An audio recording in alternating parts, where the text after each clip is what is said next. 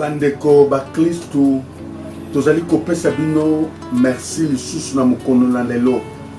Boyebi vendredi oyo le 22 mai 2020. Vendredi le 22 2020 ezali nouvelle lune. Ezali nouvelle lune. Yango nde tolingi kozwa enseignement pe ba prière. Tobonde. Nzambe merci parce que au komisa biso ba sentinelle et que tango nyonso tolalaka te totele. Au komisa biso ba ancien à la porte po toyebaka oyo ezali koleka na oyo elingi kosalema biso toyeba kocontredire yango. Merci parce que au komisa biso ba nganga ya Nzambe mpo ete toyeba ko légiférer, toyeba ko contrecaler oyo nyonso eza na monde de ténèbres. Papa totondi yo, papa tokumisi yo, pe totiki moma okati na maboko na yo, na kombo na Yesu oyo azali mokonzi pe mobikisi, tobondeli bongo tolobi amen. Ezali pasteur Crispin Toto, ancien à la porte pendant la période de confinement, et tout ça ba sentinelle yangwana Nzambe alingaki lisusu lelo totelema le 22 où ils allaient porte ya nouvelle lune. Mais bien aimé, nalingi nanu natanga na mukanda ya psaume. Pourquoi nalingaka natanga? Parce que likambo oyo ya ba porte de temps, nouvelle lune, pleine lune, batu ebele bayebi yango te. Batu ebele bayebi yango te. Oh, bokozananga d'accord, pandémie oyo et yeko banda tozaki déjà na pleine lune. Et ba yeko pesa ba confinement to komi juste na porte ya saison. Et lelo pena yoki que banda lelo ti dimanche confinement na matati. Pourquoi kaka na ba porte de temps? Mais bien aimé yonde mutozali ignorant. Mais biso to yebi ba enseignement oyo. Eza na ba saison moko oyo biso tokoza la distraité et biso pe toza ba ancien à la porte et bana ya Isaka bazalaki na mayele ya tam ya ona pe biso tozali na mayele ya tam. Est-ce que nouvelle lune eza na Bible? Est-ce que pleine lune eza na Bible? Tolobi oui eza na Bible. Soko kamati 1 Samuel chapitre 20 nango soko tangi kuna eza na ba nouvelle lune ebele. Alors, nalingi na pesa texte de base, où est-ce très facile, il y a qu'on retrouver, il y a qu'on monango, et ça, psaume 81, verset 4 à 5. Sonnez de la trompette à la nouvelle lune, donc ils en a Bible, à la pleine lune, donc ils en a Bible, au jour de notre fête, car c'est une loi pour Israël, une ordonnance de Dieu de Jacob, c'est une loi.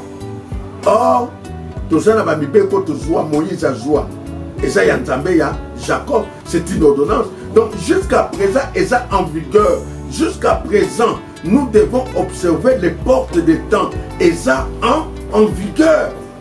Pe yokana verset 6 tant tozoko observer ma porte des temps yokande babi il en fit pardon un statut, donc eza loi pour Joseph quand il marcha contre les pays d'Égypte. Même à Kenabitumba, j'entendis une voix qui m'est inconnue. C'est pour dire, nouvelle ligne après ligne, et ça porte un combat spirituel au niveau cosmique, au niveau céleste, et ça blague terre. Et c'est qu'il y a des précautions. Il y a sonner de la trompette, c'est n'expliquer c'est déclarer la guerre. Nous devons nous engager dans un combat spirituel. Il y a vie na biso, il y a ma kam na biso, il y a ma botte na biso, il y a bana na biso. Il y a mon ami bien aimé. Et ça loi. Il faut observer en gros. Chaque nouvelle ligne, aux akana prière. Chaque pleine ligne, aux akana prière. Et na lobela kabino mbaleleki. Nouvelle ligne de la sanda, pleine ligne de Souka ya sanda. Mais na lobela bino depuis le mois de septembre 2019. To koma kobanda sanza na pleine lune bayeba landa kanga. Chaque septembre, tokotaka 3 mois de prière. J'avais introduit ça très bien dans le message nanga. Nalobaki, ndenge tobandi kobanda sanda na ba pleine lune, tobenga kamwe za temps fort. C'est grave.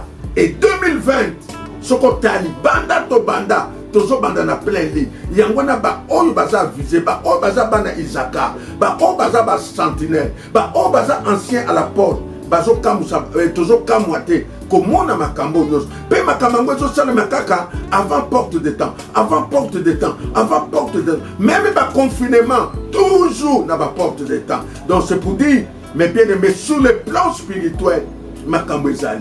C'est pourquoi nalingi lokola toza na kati ya confinement nalingi totanga mukanda ya Daniel confinement na kati ya ndako. Daniel 6, verset 10.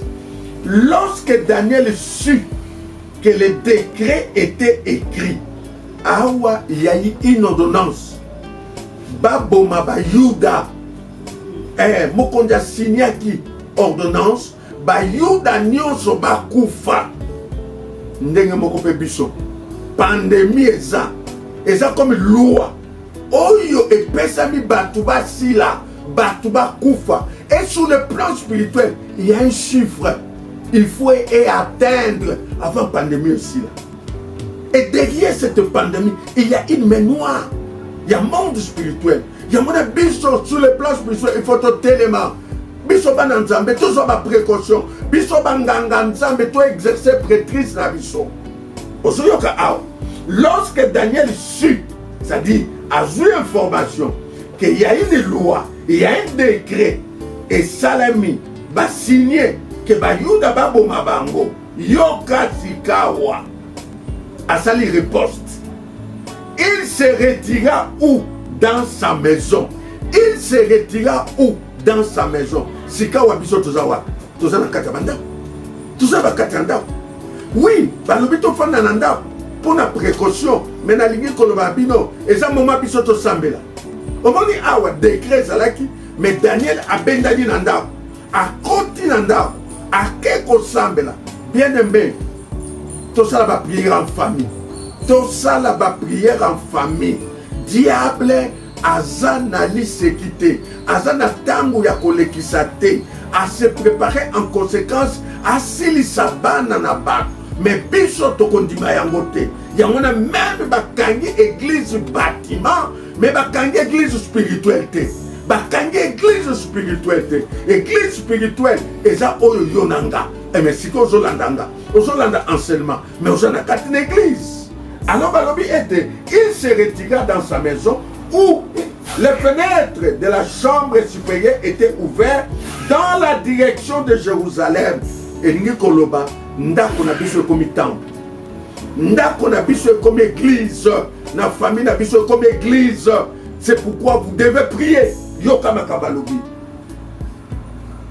Alobi était. La chambre supérieure était ouverte dans la direction de Jéhovah. Et 3 fois les jours, il se mettait à genoux et il priait 3 fois. Bien aimé, nous devons multiplier les prières. Tout ça na kita tongo. Toko sambela na midi, toko sambela na pourquoi. Tout ça na taille à kolexate, nini sou toko sala. Mikolo, et ça va prière. Il y a une nation bonne de la bien-aimée. Nan li botte na bino kote ma la prière. L'élo les apporte, l'élo les apporte, l'élo les a pleine ligne. Bien-aimés, nous devons prier. Nous devons prier. Na tongo to sambela. So to sambela à midi to sambela. So na midi to sambela na pourquoi to sambela. À continuer. Il priait et il louait son Dieu comme il le faisait auparavant. Il y a solo liboso qui n'a pas culte na banda to sambela malem malem, mais cette fois-ci tomati sayango. C'est pourquoi vendredi à l'élo et ça vendredi moko yamunen. Alors tokoyoka na Ésaïe 47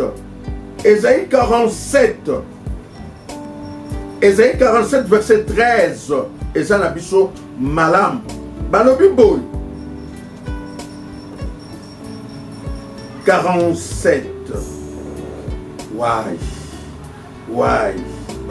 bon bolimbisa passage Kimi Mouké, mais je pense Bible 1 Ésaïe 47 ngana jouit 13 bolimbisa Ésaïe 47 verset 13 Ésaïe 47 verset 13.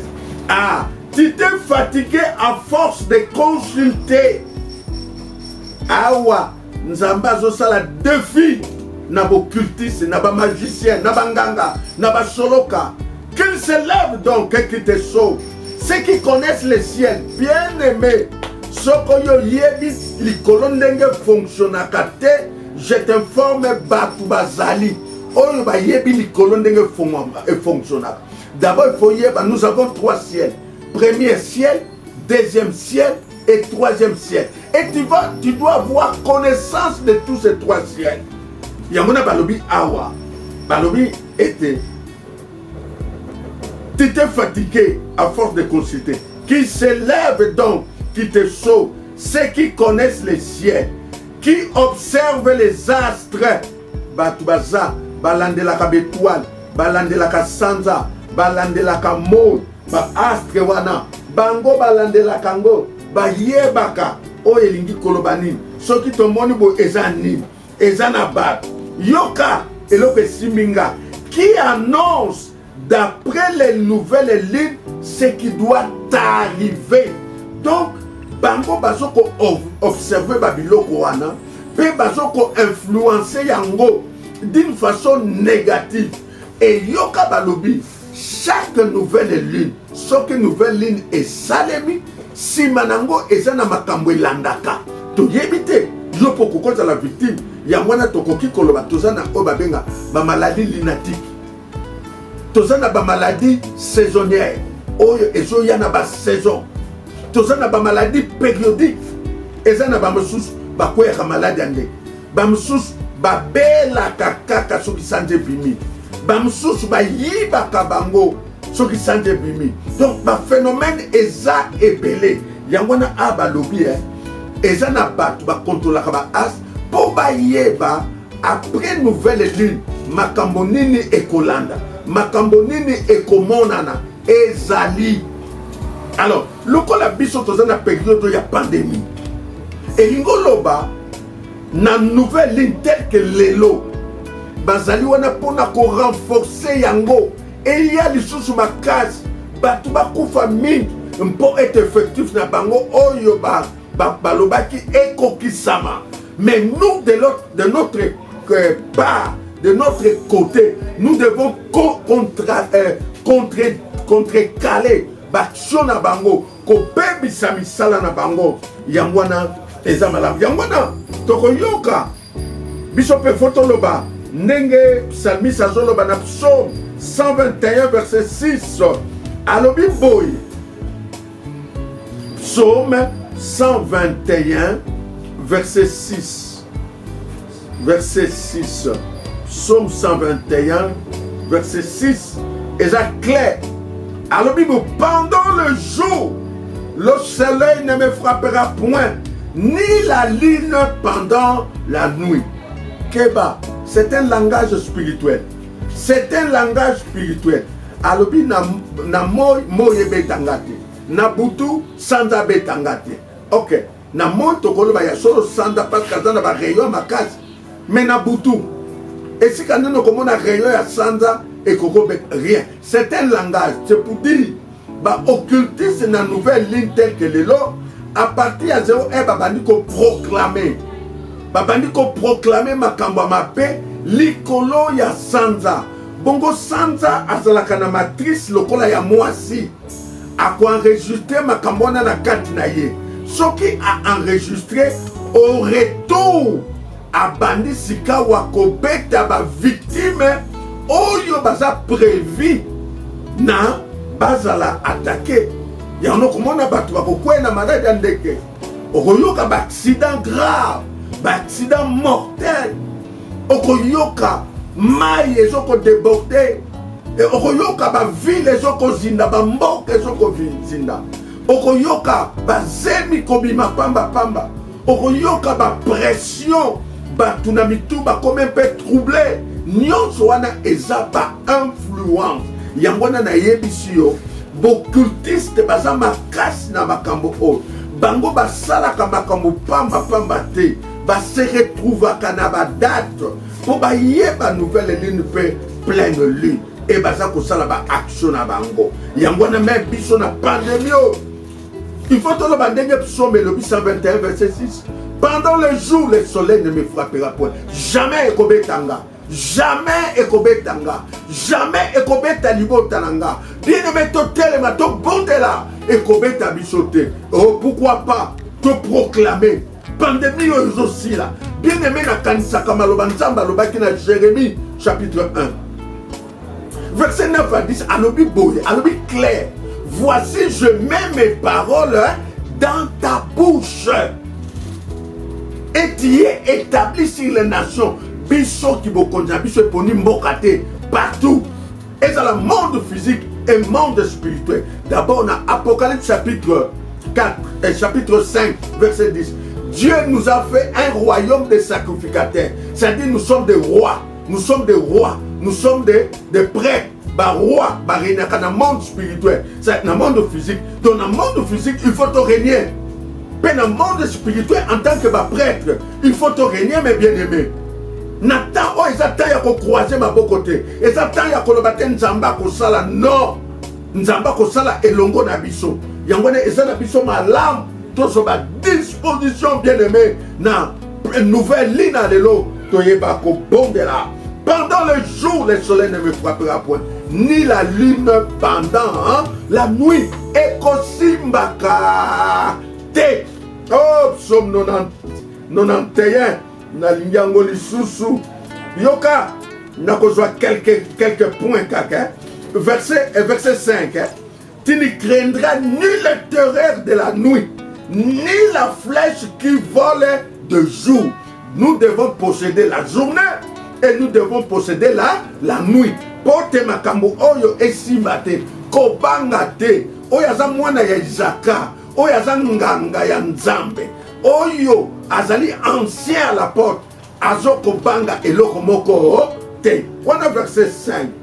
Nakena verset oyo landi 7 et 6. Tu ne craindras ni le terreur de la nuit, ni la flèche qui vole de jour, ni la peste qui marche dans les ténèbres. Donc, même pandémie, même ni la contagion qui frappe en plein midi, jamais. Ekosimba kabiso te. 9, verset 9. Car tu es mon refuge, ô Éternel. Tu fais très haut ma retraite, ta retraite. Retraite nabiso. Refuge nabiso et Zanza. Yoka verset 10, alléluia. Aucun malheur, aucune pandémie, aucun fléau n'approchera de ta tente. Longo la tente. Aucun fléau n'approchera de ta famille. Rien. Ekosimbate. Ekoswabisote. Ekokomate. Yoka verset 11. Car il ordonnera, l'Éternel ordonnera à ses anges de te garder de toutes tes voies. Tant tozali nzamba zobate la biso. Tozana ba ange na ye bazali ko bate la biso. Tozana ba ange na ye bazo zwa soin na biso. Yangwana tozaya kobanga ata moke te. Alléluia. Nombre chapitre 10. Nombre chapitre 10. Tokobandana verset 8 à 10. 8 de l'Obiboy. Les fils d'Aaron, les sacrificateurs, sonneront des trompettes. Ce sera une loi perpétuelle pour vous et pour vos descendants. Biso tozabanganganza. Nous sommes des prêtres. Banana bisope, bazaba prêtre. Bakoko na biso bazaba prêtre à perpétuel. Libela na libela. Tozali race, il y a un sacrificateur. Alléluia. Alors, quand tu as une race, il y a un sacrificateur. Il y a un verset 9. Lorsque dans votre pays, vous irez à la guerre contre l'ennemi comme pandémie qui vous combattra, vous sonnerez des trompettes avec éclat. Avec éclat, c'est-à-dire la convocation solennelle. yango nga nazoko beta sika avec éclat ete mutu nyonso epa azali atelema lelo ezali nouvelle lune keba ezali mokolo malamu te et vous serez présents au souvenir de l'Éternel. Bien-aimé, tant que vous observez la porte de temps, même si vous quittez le lobby, amen. La prière n'a pas de besoin de Nzambe. Toujours vaccin.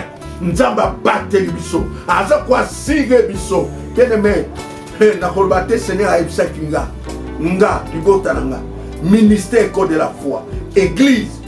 Albi, et l'autre exalté. Nazala calme. Je vous l'ai dit. J'ai entendu ça. C'était une parole prophétique, parole de connaissance. C'est pourquoi tant que nous avons une assurance, parce que nous avons vraiment on Nzamba lobeli. On a partagé vraiment on a penayo. On kofate, on kozala parmi ya bateau to ko témoigner Nzambe. On kozala parmi bango. Nzambe nanga sunga bino. Nzambe nanga sala bino bola. Nzambe nanga pambola bino. Nzambe nanga kanisela bino. C'est pourquoi to koleka na prière. To koleka na prière. Bien-aimé, premier point de prière. Personne Nzambe merci. Nzambe ba, enseignement sur na yeba kango kala benaza boite. Yango to kotombo na mongongo, to pesa Nzambe merci. To bondeli. Nzambe to peso merci. To pambolio pona ba révélation oyo o pesibiso. Pona ba révélation de konanga moko mibali, moi si azui. Nzambe sika zo bondela yokaye. Et sika Nzamba telemi yokaye, pe yanolaye na kombo na Yesu. Tozoko bondela totika mabota na biso na maboko na Nzambe balobi aucun malheur ekokota na libota na biso to bondeli papa tozotika mabota na biso na maboko na yo ko permettre malheur mon côté ko permettre loko mon côté et ko salema te et ko kokisama te na kombo na Yesu tozo bondela susu kaka na pandémie o Nzamba tia maboko na bana mike net na France na Paris maladi wana ebimi esimba bana te tobonde Nzambe tozotika bana na maboko na yo yo mobateli mpe mosungi obatela likambo emema bana te ezwa bana te esala bana eloko moko te na kombo na Yesu oyo aza mokonzi mpe mobikisi na biso oui tokokamata biso monana te mpo tokoma na suka na biso tokomi presque na suka nde yango na koproklame lisusu ekozala malamu mingi pona mabota na biso na bondeli elobi boy l'Éternel te couvre de ses plumes et te trouvera un refuge sous ses ailes. Sa fileté est un bouclier, une cuirasse. Tu ne craindras ni le terrain de la nuit ni la flèche qui vole de jour, ni les contagions des pandémies qui marchent dans les ténèbres, ni la contagion qui frappe en plein midi. Que 1000 tombent à ton côté, 10 000 à ta droite, tu ne seras pas atteint. De tes yeux seulement tu regarderas. Tu verras la rétribution des méchants. Car l'Éternel est ton refuge. L'Éternel est très haut ta retraite. Aucun malheur ne t'arrivera. Aucun fléau n'approchera de ta famille. Car l'Éternel ordonnera à ses anges de te garder de toute voie. Ils te porteront sur les mains de peur que ton pied n'heurte contre une pierre.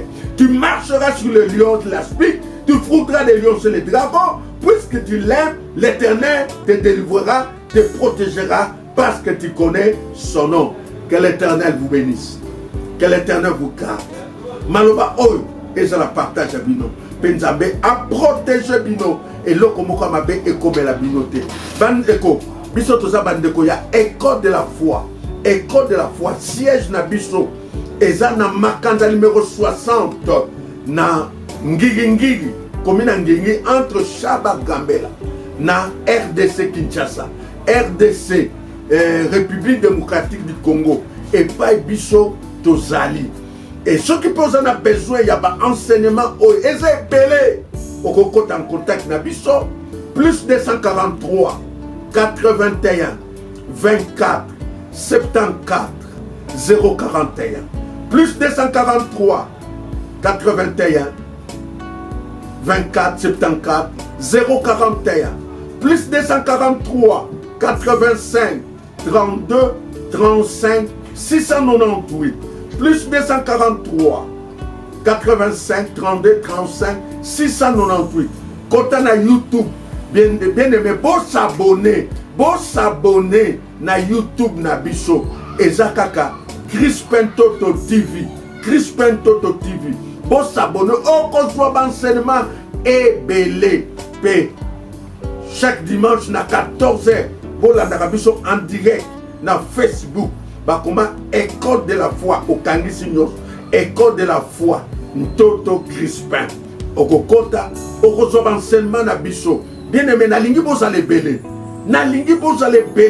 pe d'enseignement bozo zwa bon panzango na bato ebele okozala décider nzamba ko pambola bino pe nakanisa okozala moko yo okotémoigner makama minene kati na bino.